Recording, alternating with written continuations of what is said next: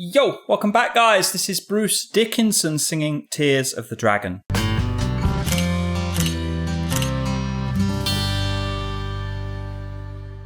Now, I first got introduced to this guy through another coach called Robert Lunte, who did a cover, and I checked him out and I was like, ooh, this guy is lovely. He's got a really big voice for a guy, more of a typical baritone type sound, but the dude gets up there. He sings real high, and more importantly, he sings real well indeed. Now, I believe he was a member of Iron Maiden for a long time, and I'm assuming this is post Iron Maiden during his solo career. Correct me if I'm wrong. Before we get started, guys, I'm a vocal coach. I teach singing lessons over Skype, and I have an ebook called Becoming a Natural Singer and an EP also available to buy now. Check out the links in the description. Right, let's check out this Tears of the Dragon.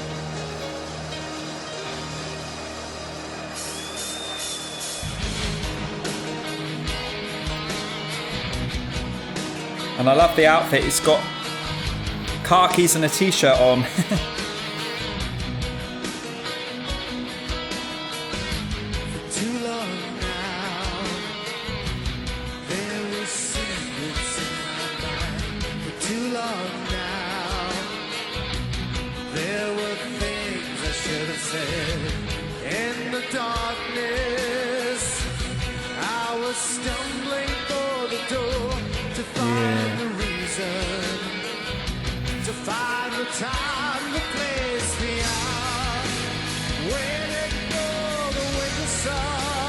One thing these guys get really good in rock and metal is you heard it either when they open up to this this really wide open sounds. The mouth opens wide and open. They're able to keep that really balanced. Now, this vowel is right at the end of the spectrum, so to speak, not the easiest vowel to keep in balance at all. These guys master it. They do very well for themselves on it. I'll show you what I mean when we pick out an example.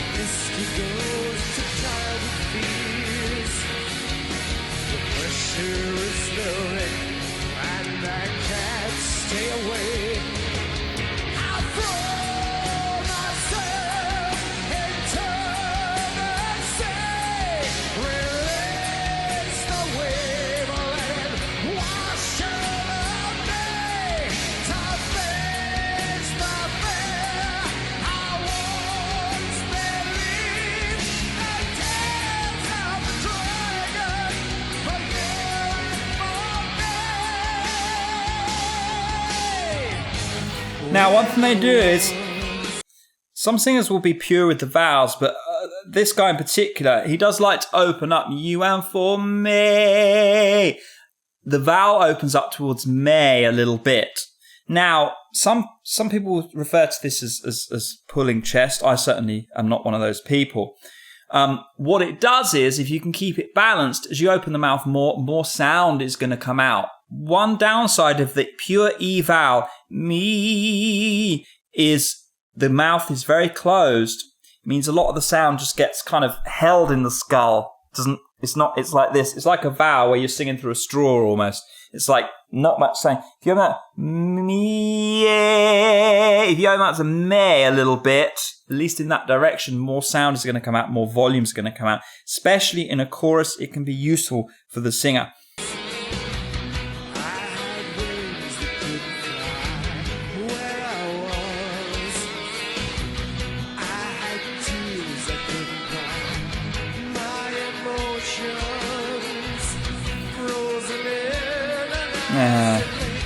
The wonderful thing about his singing is this. Listen to this verse. There's subtlety in there. Yeah? It's not just balls to the wall, so to speak. Just bang, bang all the time. The chorus is like that, but listen to the subtlety and the restraint during this verse. Yeah? It's like he's singing a lullaby to you. It sets up the contrast in the chorus perfectly.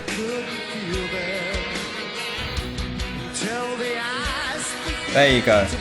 Hear that? Yeah?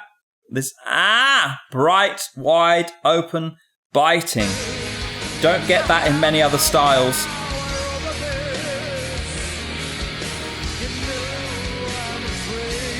Now we get aggressive as we come into the chorus soon, I promise.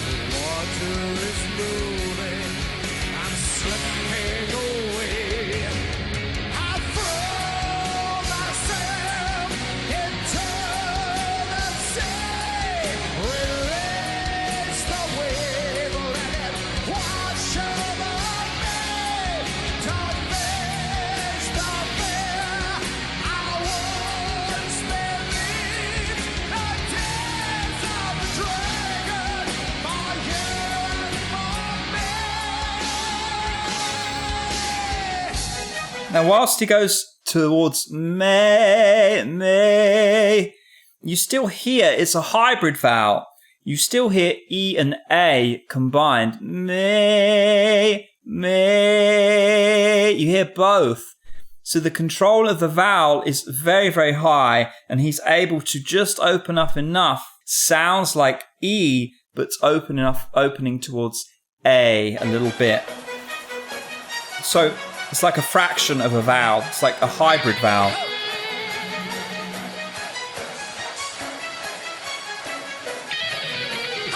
Wow. Some guitar skills right now.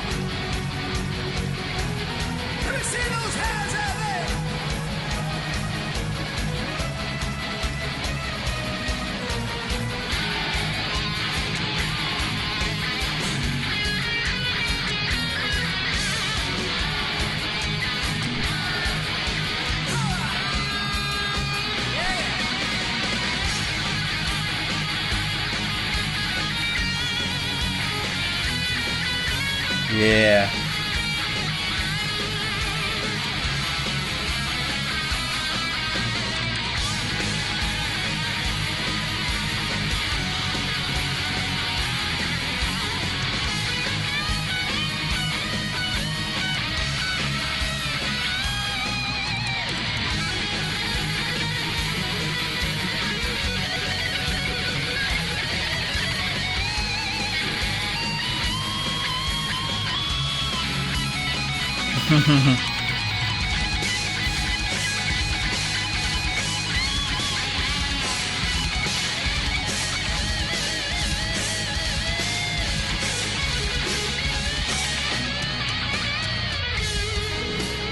Wow.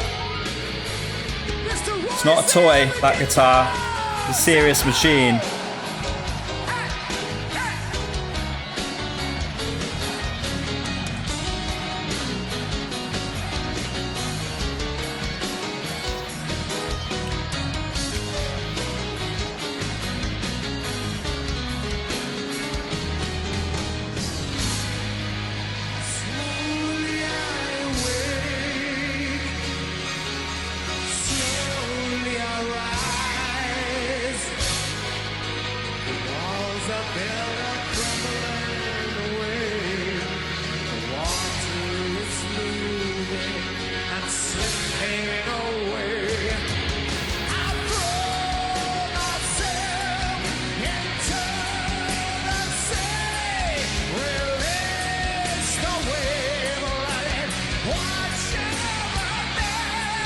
Wow.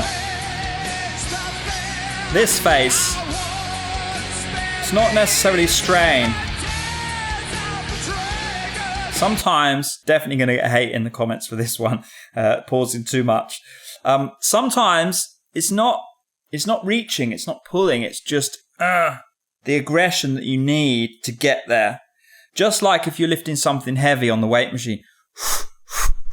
Sometimes this can just be, yeah, not necessarily always strain. Now, outside of that, the way he goes into this chorus, the first note, or the first higher note, see if we get another chorus and I'll shut me. Yeah, so it's this, from myself. This, this here. It sets up the balanced sound for the rest of the chorus. If you can get to that note on a dark, rounded vowel like that, it allows you to open up. A lot of the other vowels in this chorus are open. Now that first note is the one that people who can't sing and stay balanced in this part of their range, that's the note that they won't be able to get. the valve will warp, they'll push it a little bit, and from there, every time they open up, it will push more and more. Here, though, he gets into that dark, narrow spot. From there, you open up and it stays balanced. The prerequisite a lot of the time for a full mix is, can you get to a dark, narrow vowel on lots of compression right through that mid and high range? If you can, opening up from there to brighter, more open vowels is typically very easy.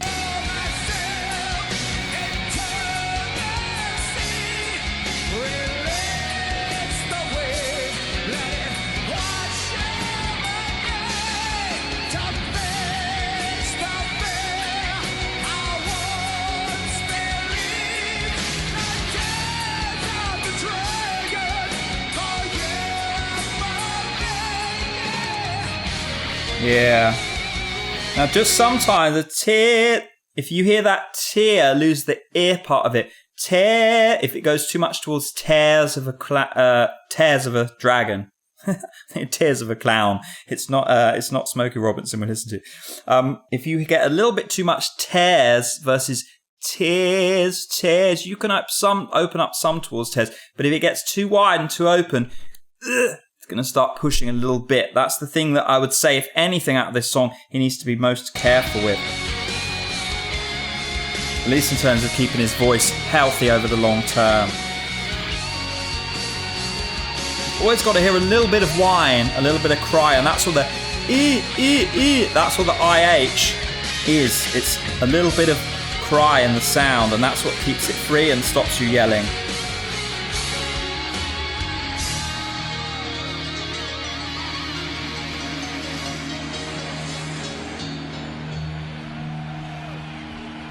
And there we go, that is Bruce Dickinson singing Tears of the Dragon. As always, guys, hit me up in the comments, let me know your thoughts, and if you've enjoyed this, do drop by the stream, 2 p.m. UK time on Tuesdays. Hit the thumbs up if you've enjoyed this video, hit the subscribe if you have loved this video. Have a great day wherever you are, whatever you're up to, I'll see you very soon, take care, bye!